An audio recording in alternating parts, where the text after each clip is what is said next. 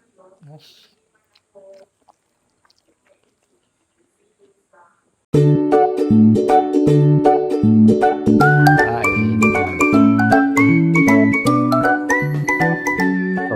ng feeling. Ano ito? Hello mga papa, kumusta kayo? And welcome back ulit sa akin channel. So, kumusta kayo? So, ngayong araw ay magluluto ako ng ulam para sa tanghalian na pork steak. Kasi nagka-cravings ako sa pork steak. Tapos naisipan ko na bakit hindi kayo mag-pork steak tayo ngayong tanghalian? Okay? Ayan. So, kung wala pa kayong ulam, tara samahan niyo ako sa pagluto ng pork steak ngayong tanghalian. So, bago tayo magpatuloy, so make sure nakapag-subscribe ka na sa aking YouTube channel at wala pong bayad yun. Libreng-libre lang. Ano pa hinihintay nyo? Tara, simulan na natin. So ito yung mga sangkap natin. Napakasimple lang sa pagluluto ng pork steaks. Siyempre, hindi mawawala yung baboy. So ang ginamit ko dito ay liempo. Yan, 2 hiwayan. Tapos meron tayo ditong bawang, white onion, at lemon or calamansi, oyster sauce, at pamintang durog. Okay? So ang unang gagawin natin ay pagsasama-samahin natin yan. So nalinis ko na to. Ayan. So maglagay tayo dito ng calamansi. At gagamit pala tayo dito ng soy sauce, okay?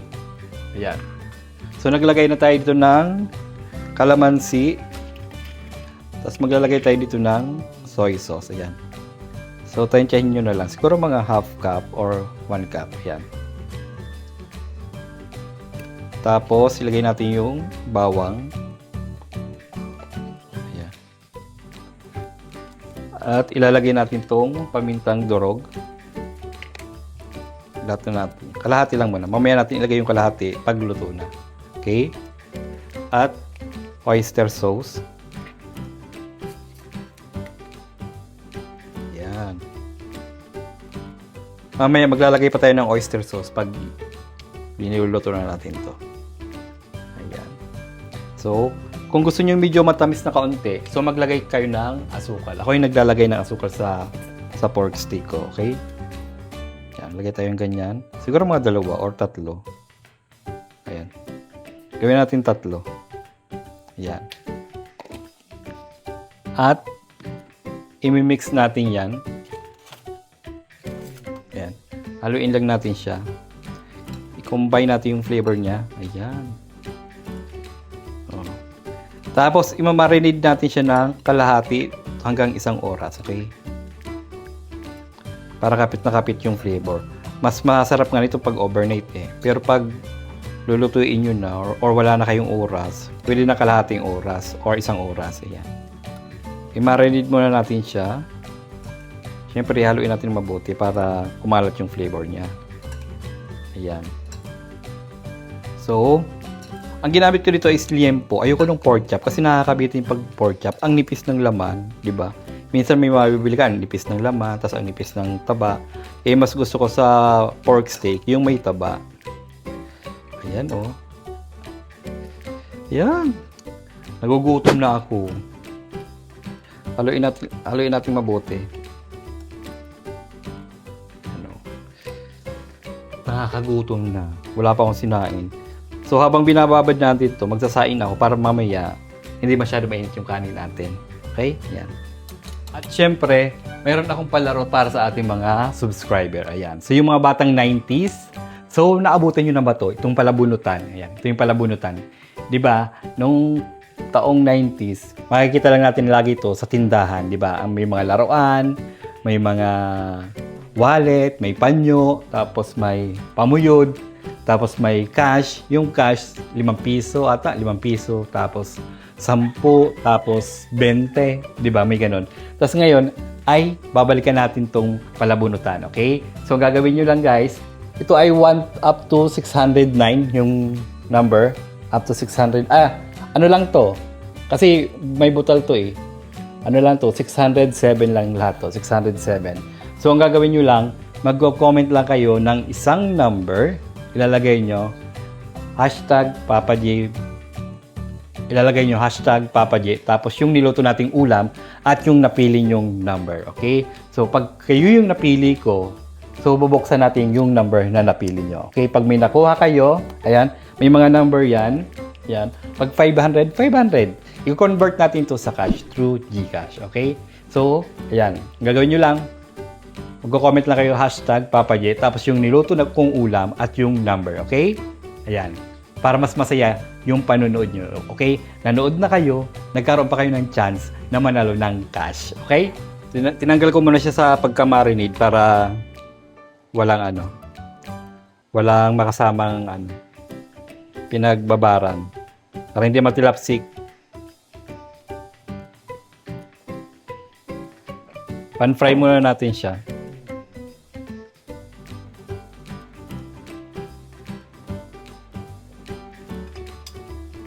Una muna natin i-pan-fry itong white onion. Pan-fry ko muna siya.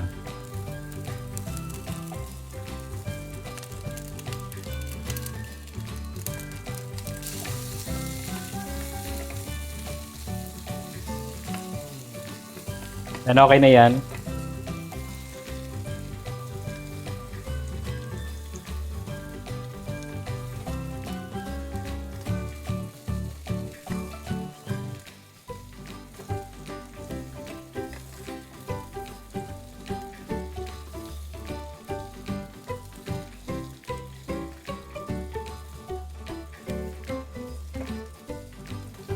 Next. Yan, pan-fry natin siya.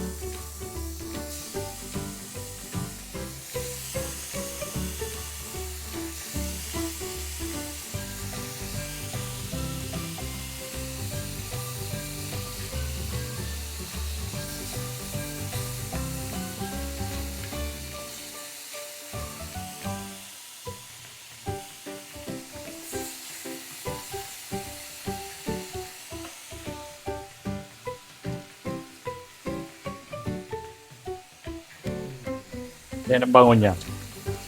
Ang bango. Bango.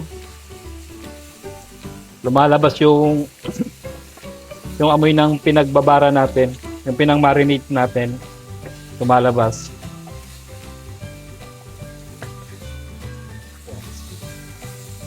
Lagyan lang natin siya ng texture ng ganito. Oh.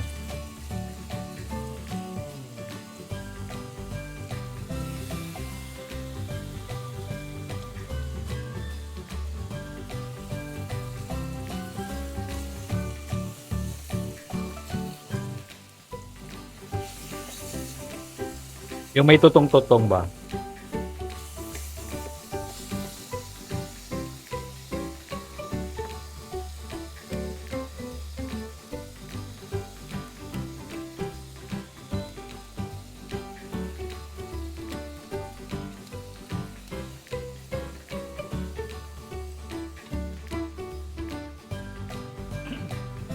Yan, hindi pala naka-play nung nilagay natin yung marinade. Pinagbabaran kanina. So, yan na, ilagay na natin. So, antayin na lang muna natin itong lumambot. Yan, pakuluan muna natin siya ng todo-todo hanggang sa lumambot. So, yan. Titikman natin ito mamaya pag luto na yung baboy. Okay? Mas magandang tumikim ng ulam. Yan. Mas magandang tinitikman yung ulam na niluluto nyo pag luto na yung baboy or kung anong ulam na niluluto mo para mas safe. Okay? Yan. Palambutin muna natin to, hintayin natin maluto bago natin tikman yung sabaw para may adjust natin yung lasa kung kulang or sobra. Okay? Ayun na, kulong-kulo na siya. Tikman na natin. Ayun o. Ang bango na niya.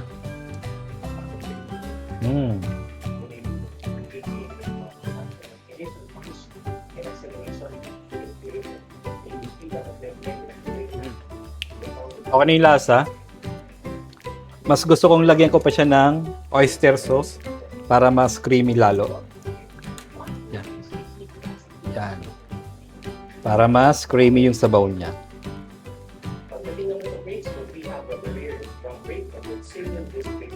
Tapos, ilagay na natin itong natirang paminta. Yan, ubusin na natin dito.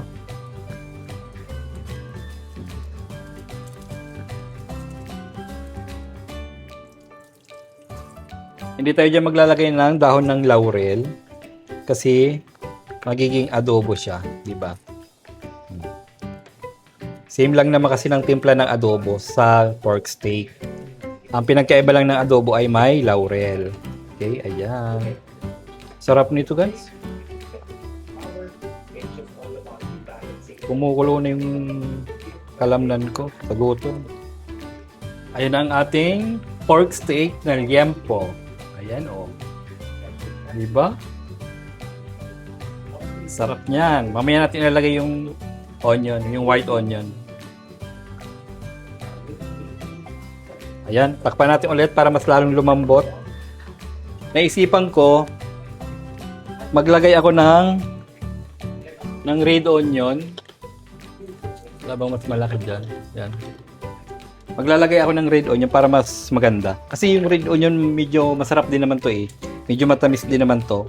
Pag half cook lang siya. Wag lang natin i-overcook. Ayan. Masibuyas akong tao eh.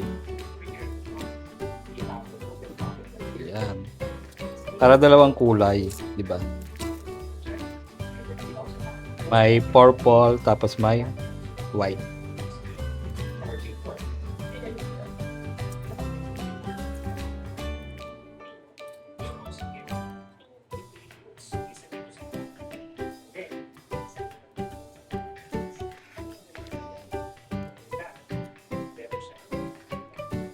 Slice natin. Nipis lang.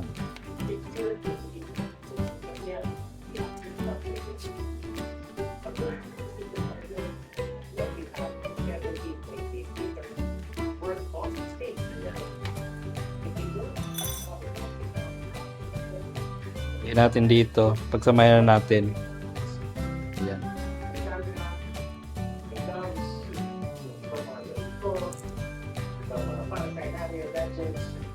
Diba? Para mas maganda.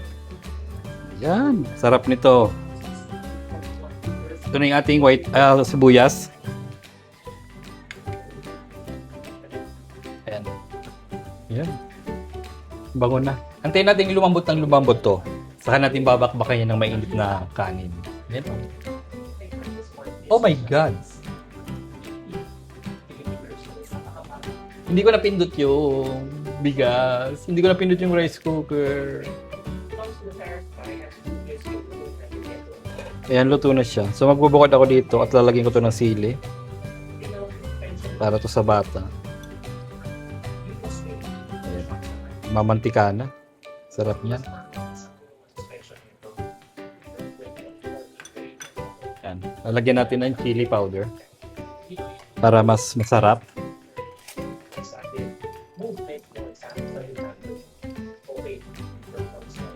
Ganito lang kadami.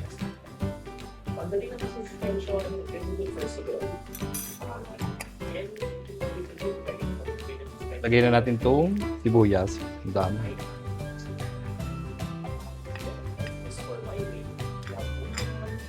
Ayan. Oh. Diba?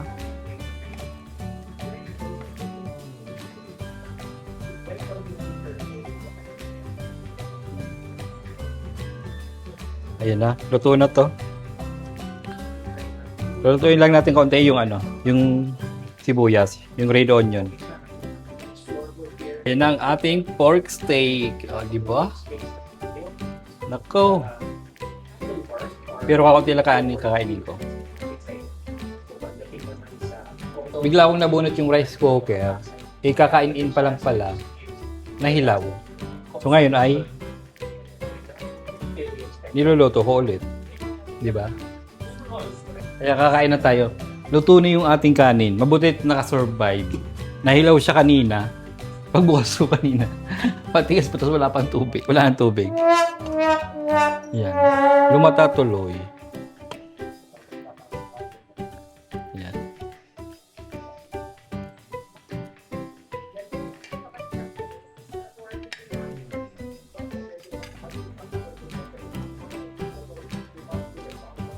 Lata ng kanin. Napalata tuloy. Kanina nahilaw, tapos ngayon sobrang lata.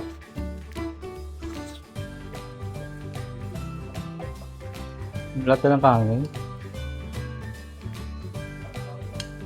Palamigin ko muna to.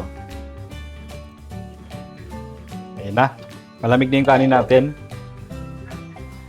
Ayan na.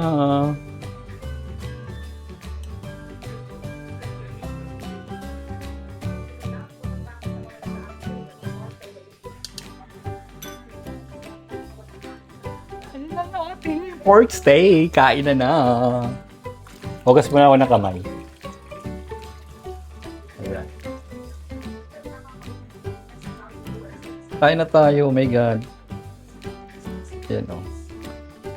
Naparami yung lagay kong malainit na tubig sa kanin. Kasi kanina, wala na talagang tubig, saka tigas na tigas. Ngayon naparami naman. Pero okay na rin.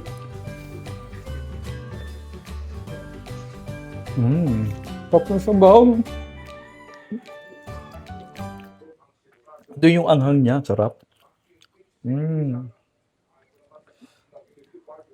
Nakita ko kasi ito nung nakaraan, nung isang araw doon sa karinderya, may pork steak. Sabi ko, makapagluto nga din ng pork steak.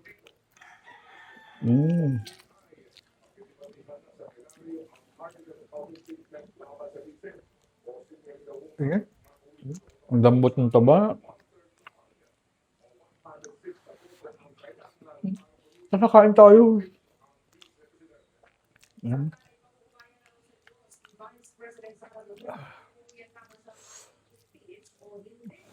Ayun sa mga followers natin sa Facebook at yung subscriber natin dito sa YouTube. Okay? So, comment nyo, #PapaJet, saka yung niluto kong ulam, at yung number na gusto nyong buksan natin. Okay? Pipili tayo ng isa lang.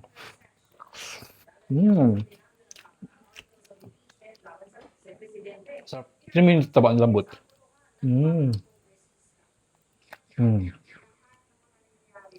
Grabe, sarap.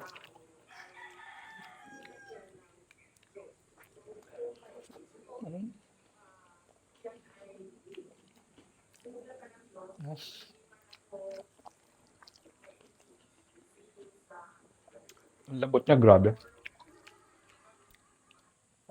Kaso nagda-diet na ako. Pa isa-isang ka-price na lang ako. Hindi na ako yung 1-2 sawa.